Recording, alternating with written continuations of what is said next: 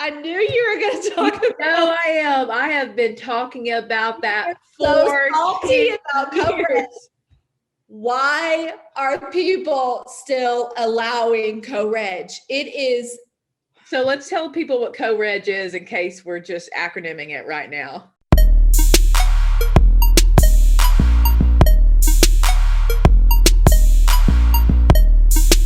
All right, Kristen, let's talk about co-op today.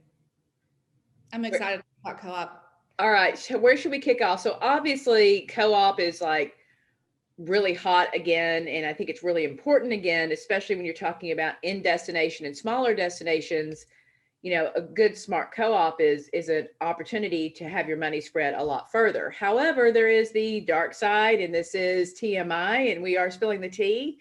So let's start with the dark side of co-op and how co-op maybe that some co-op programs haven't changed for what, 20 years.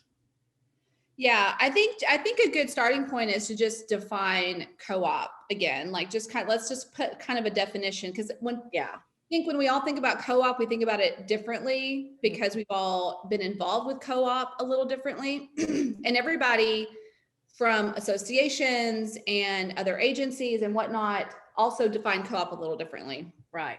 So when we're talking about co-op, we're talking about a cooperative opportunity to run media, advertising, messaging along with a group of others who should be similarly connected in some way. Right, have similar goals. Yeah, to a particular audience. And the typical co-op programs are programs that you can buy into. You know, you can, for instance, as an example, a co-op program might be a $10,000 buy with a particular, on a particular platform, advertising platform, where everybody, you got 10 people who pitch in $1,000 and everybody gets equal exposure and you're all reaching the same audience. And hopefully you all get some similar response back and it's kind of an equally shared platform, but you're able to reach a wider audience, obviously, because the collective buy was bigger.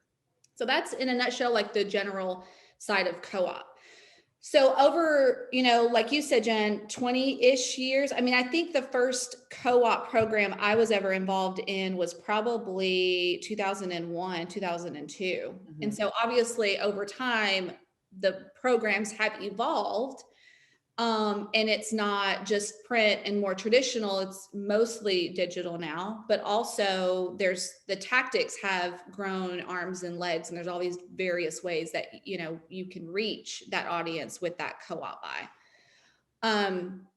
But I think our conversation today is mostly about the bad with co-op. And the reason why we're having this conversation, and it's important to talk about, is because lately, especially with 2020 and how, it was just a rush to the starting line with different associations and different agencies, really trying to define these programs for destinations that needed the help and partners with your stakeholders within the destinations that also needed the help. So it was, let's scramble and let's really kind of make something that makes sense for 2020 for co-op. But in that mode, we saw some really not pretty stuff. I mean, and we're still kind of working with the aftermath of some of those co-op programs that just were not put together very well and really didn't blend an experience well for the end user. Well, it didn't for the end user, but I think one of the things that's always irritated me about, and I'm gonna give the benefit of the doubt here and call it lazy co-op, because the other side of that is it's taking advantage of co-op. So if I look at a co-op program for a client, regardless of who they're buying into, the first thing I'm looking at is here's the price and here's what they give you for it. But most of the time, that price and what they give you, you could do better directly on platform. So I'm going to call that lazy numbers from that standpoint, but that's how I would evaluate as a business owner.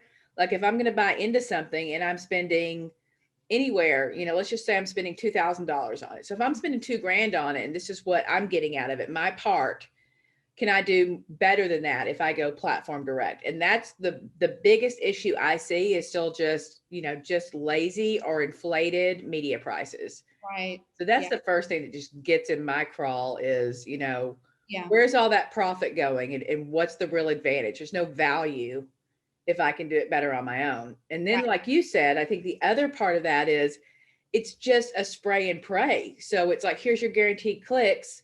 There's no real connection to the audience. There's no value, excuse me, no value in this campaign Mhm. for the audience, for the end user. Right. And going back to the inflation, there's always going to be some form of inflation with any co-op. So we're used to that. Mm-hmm. But the extreme amount of inflation that comes with what you're calling lazy co-op, which is really kind of a rush to let's scramble and let's pull something together that makes sense to who's buying it, but doesn't necessarily make sense to the end user. And I think that's the other huge issue with co-op. When you're developing a co-op program and you're putting together the pieces that really kind of make this message work, you don't think about who's part of the co-op. You think about the end user first. You think about the experience that they're going to get. Mm-hmm. What is the response? What's the intended response from them? What are we asking them to do? And are we giving them all of the assets and the information and the messaging and the ability to do what we're asking them to do easily? Are there creative components that we're checking all the boxes to? And that's always an afterthought with these co-op programs. The afterthought with these guys should be the first thought. And that's what makes these co-op programs not sexy, not a great investment. I mean, we've seen some really crazy things come across our emails because they're putting the price point. Hey, this looks like a great starting price point for you and we can get you this amount of clicks. It looks great on paper. But from the end user, once we see kind of what we're getting involved with, it's like, nope, that's brand damage. Like I wouldn't let you pay me to be part of that. Speaking of brand damage, can we please kill in the industry the lead generation, which is really co-reg? I knew you were going to talk about. No, I am. I have been talking about that so for salty about co-reg. years. Why are people still allowing co-reg? It is. So let's tell people what co-reg is in case we're just acronyming it right now. Co-registration. You want me to give my salty definition? I need your salty definition. Co-registration is it's a tactic. Okay, so let me back up and do a quick history lesson along with the definition. Okay. So co-reg is a new way to define a collection of email addresses that you basically spread back out to all your affiliates. And you're basically just, handing, people who've opted in or registered for something, emails, to whomever is part of the program. Back in the day, before co-registration was a kind of a typical term, it was basically called spamming.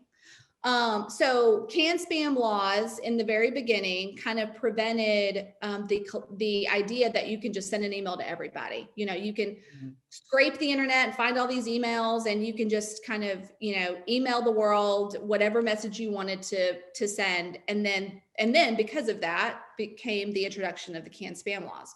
Well, after canned spam became such a important piece to the email puzzle, those lists were still kind of hanging out there. So you could still buy into a list, or the adoption of a co-registration tactic was introduced, where you can collect a group of people together, put some sort of registration, you'll register to win, opt in for some coupon. It's such a bump and grab. It's such a con. But at the end of the day, me as a consumer, as an example, if I'm registering for something and I'm telling you, you can let your affiliates contact me. There's a little checkbox at the bottom of the registration form.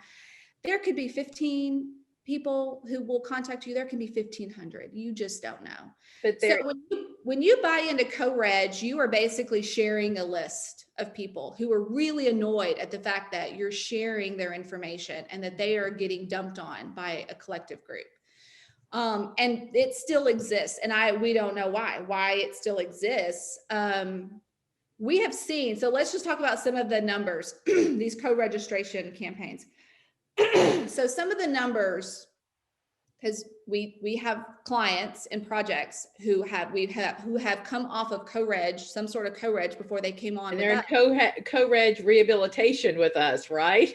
These lists, I mean, you're talking about open rates under 5%, click-through rates under 1%. I mean, And low high abuse high complaints. complaints. I mean, their email programs are basically about to drop them because the stats and the complaints are so high. And most of it is because of the co-reg. Because the end buyer, the client really thinks they're buying something, and they I get that. They think they're buying something legitimate. So they just pull them into their overall email program. But there is a little trick that you can do to try to mitigate brand damage if you have co-registration lists or leads. They're not even called co-reg anymore. They're just being sold as leads. Like, here's how many leads you buy from the company, but you don't realize those leads are being shared with all others. And that is, just ask permission at the very beginning. Just double opt them in.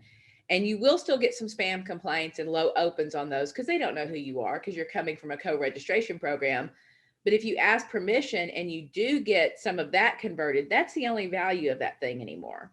Oh yeah. Yeah. And it's all, again, it all boils back to being authentic. If you go back to those guys and say, hey, you are getting this email because you did opt in to receive information from yada yada, but here's what we've got for you. Here's, if you opt in, this is what we will be sharing on a weekly, monthly, daily, whatever it is basis, and let them know what they're getting themselves into.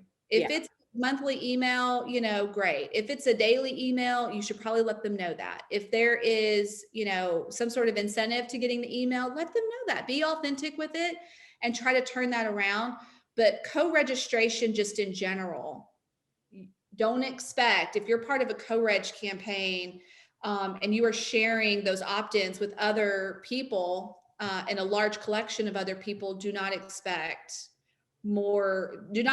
average or above average stats when you start emailing them. They are going to be low. You almost have to put them in a different bucket because they will impact your entire KPI scorecard for anything email driven. And you will get some abuse complaints because they don't realize why they're getting your email. So it's just, it's for the, again, thinking about, when we think about co-reg, we're thinking, a lot of people think about it from the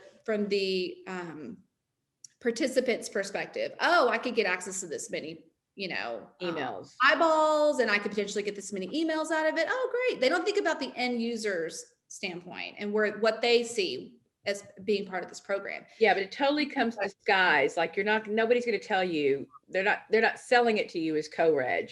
They're selling it to you as leads. So I'd really, before I buy leads, really investigate what that means for you particularly. Yeah. Before you do that. Even if it's a one campaign to leads, they still may, you've got to think just overall, not to be tone deaf to how people feel about privacy now and how they feel about marketing to themselves. So even if you're buying leads, it's guaranteed from the seller that this is a one campaign just for you. You still need to double opt them in. You still need to be respectful of that, because most people aren't reading the terms of usage or their privacy policies or whatever they're opting into unless it's on your site or your particular assets that you own. So I just think, you know, from a co-op perspective or even from a direct perspective, like caution when you're buying leads now. Yes. The email portion needs to be really not. I know it's getting into the age of, and I know this frustrates a lot of marketers, but for us, we were really happy that we're getting into this age of authentic type of marketing and marketing people welcome. And then we'll go into, speaking of co-op, let's talk about remarketing. So remarketing is a lot of co-op piece too. And oh my gosh. And I was actually really happy to see that Google has now announced that they're going to be phasing out cookies, and they have nothing in place for that as far as the remarketing goes. Now that means people like Facebook are going to get like a lion's share because they're still tracking every single thing unless a user knows how to opt out of things. But if you remarket, which is, you know, there's ways to do it that becomes ethical and makes sense. Like if I've already bought a product, I don't want to still see that product all the time in the role. But if my remarketing strategy is not again, a lot of this is lazy, but it's also not really thinking of the end user or being ethical. So if I'm buying into a remarketing co-op program, then and I'm the end user, I want to see that top brand message, but then my remarketing needs to be smarter. It doesn't need to be a spray and pray or Yeah. keep showing me this because I've already taken an action. It needs to be something of value. Maybe it's a thank you message. Maybe it's a good service message that is better for remarketing. Yeah, remarketing is, typically goes really well when you have a lot of resources to put into the effort. You have a lot of strategy time, you have a good nurture path, remarketing there's a lot of layers to it. There's a lot of layers to getting the right message in front of the right people. And a lot of times remarketing doesn't go great because the data doesn't fit. The conversion data hasn't been plugged in the way that it should. And that's why when you buy something, you see the same thing remarketed to you for the next 6 weeks. You're like, I just bought this thing. Like, I don't need to see an ad for it every day. Yeah. So, but with remarketing, those campaigns they can be so complicated. From a management standpoint, you really have to have a good team or someone kind of dedicated to those campaigns to make them go well. And a lot of times you don't. And it's, again, a resource thing, kind of going back to the co-op conversation. A lot of times these co-op campaigns are put together, and the inflation, the middleman cost is worth it because to a lot of these DMOs and brands don't have the bandwidth to run it on their own. So they kind of chalk that to like a management fee. Like, you know what? Right. We'll participate, we'll get involved, we'll do this. It could be cheaper for us if we run it on our own, but we don't have the people or the bandwidth to do that. So let's get involved there. Mm-hmm. With remarketing, it's very tricky because a good remarketer has access to all the data all the time. Tracking is, it's almost like it's up there at the top of the priority list. If you're not tracking things correctly, your remarketing messages are not going to hit the right people at the right time. I think it is good. And, Google's remarketing honestly has not been, the way that the types of ads and the way they allow you to set those up, it's never been that great because it's not a remarketing platform. It was built as a search, they haven't really massaged the platform for remarketing, kind of like AdRoll did. Yeah. So it was just never their forte anyway, just didn't never really make sense. So, it's a good thing. But at the same time, I think it does give remarketing a bad name, mostly because Google may not have had a great platform to really make it happen the way that it should. There's always that big brother aspect that we go back to where it's like, there's some really creepy kind of remarketing strategies that we don't agree with. But there are some good ways to do it. There are some good ways to remarket, and there's some great strategies to remarketing in a co-op way, taking a marketing message that has multiple partners involved, but still marketing that to the same, audience and end user. So there's good and bad with it. But honestly, for a remarketing platform, to do a really great job from a co-op perspective, it's got to be something that's dedicated for remarketing. I don't even think Facebook does a great job, again, because it's pixel data, so a lot of that doesn't fire properly. And I'm glad you mentioned AdRoll because there are some better opportunities in those things, but it's really the messaging. Like how we use the tools is one thing, and really what the end user experience is a whole other. And I see a lot of remarketing that either is completely ignorant of the actions I've taken, or it's like a LinkedIn sales guy, right? Yeah. Like, are you getting my messages? Why aren't you doing this? And it becomes this like high pressure remarketing. So yeah. Or the big brother thing that we always hate, which is almost like that sneaky, like, we see you're looking at, or we see you've done. It's like, why are you watching what I'm doing? So it hits people the wrong way. So there's some good and some bad on the remarketing front. But again, like with everything we're saying today about co-op, there is a right and a wrong, flat out wrong way to get involved with the co-op programs. I mean, and there are associations that are doing it right, and there are some that are doing it pretty lazy. So if you have an opportunity to do co-op, I think kind of blanket advice from us is, does the campaign think about the end user's experience first and foremost? What you're getting involved in is, have those people been prioritized at the top of the strategy? And if not, if it's more about getting a certain amount of participants at a certain dollar amount and at a certain click rate, and that's how they're selling it, how they're executing it is not a priority, and it's probably not going to do for you what you think it might do. Yeah. Again, there's the brand damage aspect. You can see good KPIs and still see a significant decline in how your brand is perceived. So you can't just look at numbers. It's not just a numbers game with these campaigns. Yeah, for sure. But I do think there's great opportunity for good co-op going forward. And I see some people really rehabilitating that. So I'm anxious to see that mature. I'm really excited for the future of co-op, because I think it's that last piece that's kind of being forced into change in our current climate and environment. And that's going back to just what consumers' appetite is and how people feel, and not being tone deaf to how people feel about being marketed to now. Right. And just take into consideration all the typical strategies that you do in other parts of your marketing program. You know, it may not be super smart to participate in a high level co-op campaign that doesn't have a certain niche or doesn't have a certain audience in mind. It's just kind of a blanket, hey, you know, again, spray and pray kind of approach where, you know, you just want to get your name out there, you just want to get some visibility, but there's no true like end audience. But if you think about a co-op campaign that's in front of you that does have a niche to it, like, you know, if a shopping co-op program, if you're a shopping if you're a retailer, if you're a shopping center, a mall, or some sort of shopping destination, and that probably does make sense because your audience has been carved for that, you know, that piece of the pie. You know, that's always a question with state co-op programs and how they kind of divide and conquer theirs. Because if it's just a blanket state program, for instance, let's take the great state of Texas. Okay.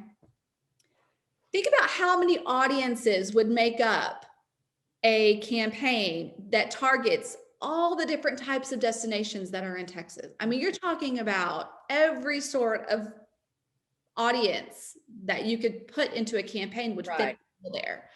So if it's not broken down by interest, and categorized by interests and behaviors and demographics and you know, entertainment, you know, types of things that happen and can happen in certain regions of a state, you know, again, like getting more niche. If you're looking at a co-op program, if it's got no niche to it, you probably don't want to go much farther. So just dig into it, you know, dig in. The only thing I will say on a positive note is some of the oldest co-op that I would, if it is in your brand strategy, that is probably still clings. We're talking mostly digital here. Digital is where things can get wonky. People get sold a bill of goods and it seems really good and I can hit this KPI, but really if you're buying into, like, let's say print co-op. So if you're buying into like the New York Times, you get what you get. And that is, to me, perfectly appropriate co-op if it gives you a break and a price deal. So if you're talking traditional old school co-op, I think those are probably still in a line.